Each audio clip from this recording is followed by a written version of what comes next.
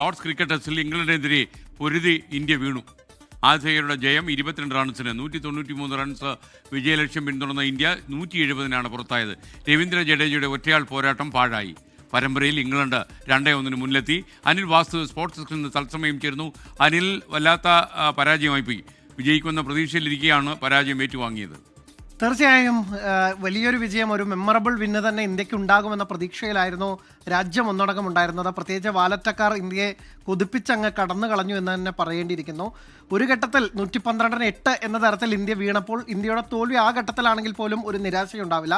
പക്ഷേ അവസാന ഘട്ടത്തിൽ രവീന്ദ്ര ജഡേജ 2 വാലറ്റക്കാരെ, ജസ്പ്രീത് ബുംറയും പിന്നെ മുഹമ്മദ് സിറാജിനെയും കൂട്ടുപിടിച്ച് വലിയൊരു പ്രതിരോധം, അതിലൂടെ ഇന്ത്യക്ക് ഒരു ചരിത്ര ജയം ലോർഡ്സിൽ സമ്മാനിക്കുമെന്നാണ് കരുതിയത്.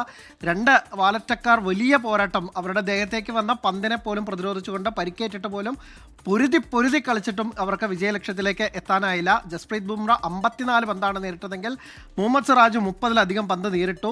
രവീന്ദ്ര ജഡേജയുടെ ഒറ്റയാൾ പോരാട്ടവും കണ്ട മത്സരമാണ്. അദ്ദേഹവും അർദ്ധ സെഞ്ചുറിയോടെ അവസാനം വരെ ശ്രമിച്ചതാണ്. പക്ഷേ അവസാന നിമിഷത്തിൽ മുഹമ്മദ് സിറാജ് ഒരു പന്ത് ഡിഫെൻഡ് ചെയ്ത് ഇട്ടെങ്കിൽ പോലും ആ പന്ത് ഉരുണ്ട് വന്ന സ്റ്റമ്പിൽ തട്ടി.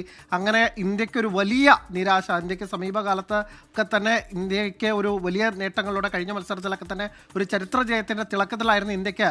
എന്നെന്നും ഒരു നിരാശപ്പെടുന്ന തരത്തിലുള്ള ഒരു പരാജയമായി പോയി ഇത് എന്ന് പറയേണ്ടിയിരിക്കുന്നു. എന്തായാലും ഈ പരമ്പരയിൽ ഇപ്പോൾ ഇംഗ്ലണ്ട് ഈ 22 റൺസ് ജയത്തോടുകൂടി 2-1 മുന്നിലെത്തിയിരിക്കുകയാണ്.